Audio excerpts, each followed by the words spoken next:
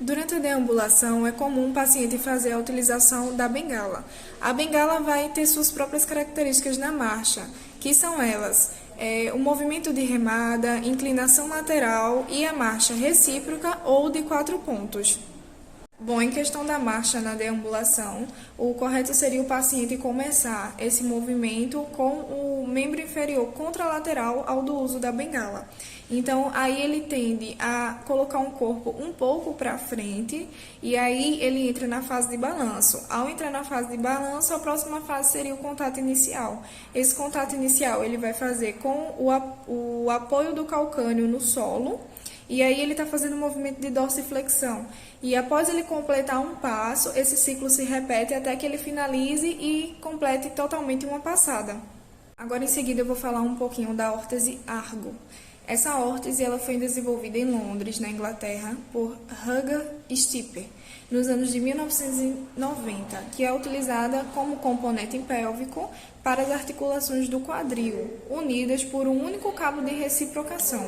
Essa unidade pneumática daí, ela apresenta uma órtese com movimentos alternados de flexão e extensão do quadril, porém são movimentos limitados e também apresenta uma marcha de 4 pontos.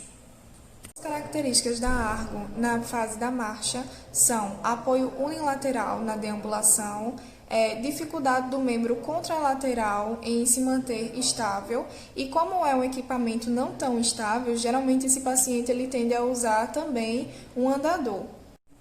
Agora um pouquinho sobre a órtese LSU. Ela foi desenvolvida em Toronto, no Canadá, em meados de 1980, a fim de auxiliar a deambulação de crianças com espinha bífida. Porém, também ela acabou sendo indicada para pacientes paraplégicos portadores de lesões musculares. Essa órtese ela também tem características parecidas com a anterior, mas aí ela apresenta uma flexibilidade maior para quadril, de flexão e extensão, permitindo que o paciente faça movimentos de, por exemplo, levantar e e sentar. E aí também outras características estão presentes nela, como o apoio unilateral. Porém, ainda é uma órtese que ela acaba ocasionando um grande gasto energético. A órtese Eagle foi desenvolvida na década de 1990 em Campbell, na Califórnia, e apresenta um cinto pélvico rígido composto por uma articulação isocêntrica centralizada na região posterior do cinto pélvico. Então, as características dessa órtese é permitir a flexão e a extensão do quadril. Até o momento, ela não apresenta rigidez lateral, mas a mesma também se identifica e também ainda é um pouco um modelo que parece com também a anterior, porque ela também permite movimentos de sentar, levantar, e aí o bônus diferencial dela é que ela permite que as articulações do quadril elas flexionem durante a posição sentada. Entrando um pouco agora no assunto de órteses híbridas, eu vou começar falando pela Hillwalk, que foi desenvolvida por Amit Guffer, um israelita tetraplégico em Haifa, Israel. Este é composto por motores de correntes contínuas, baterias recarregáveis, sensores que interagem com o sistema de controle e uma estrutura externa composta por articulações motorizadas nos quadris e nos joelhos.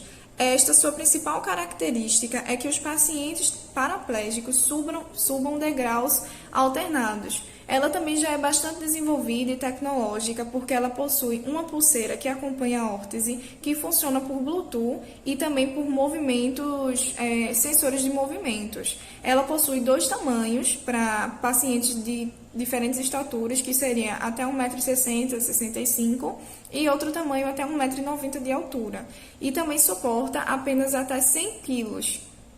Dando continuidade às órteses híbridas e aumentando um pouco agora o padrão de tecnologia, eu vou falar sobre a Rex Bionics, que é uma órtese desenvolvida pelos engenheiros Richard e Robert em julho de 2010 na Nova Zelândia. Esse desenvolvimento já é bem mais recente do que as outras que eu acabei citando e constitui um exoesqueleto robótico de 38 kg, composto por um giroscópio. Suas principais características são: ela permite que o paciente suba e desça escadas, sente e levante, e muito diferente das outras ela permite que o paciente ande para frente, para trás e para os lados.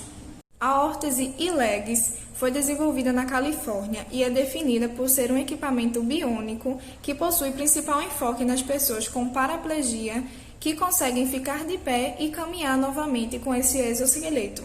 Esse exoesqueleto, diferentemente dos outros, sua principal característica é que, além dele permitir que o paciente ande para frente, para trás e para os lados, é que esse paciente ele consiga passar mais tempo em pé. Então, ele consegue passar longos períodos em pé.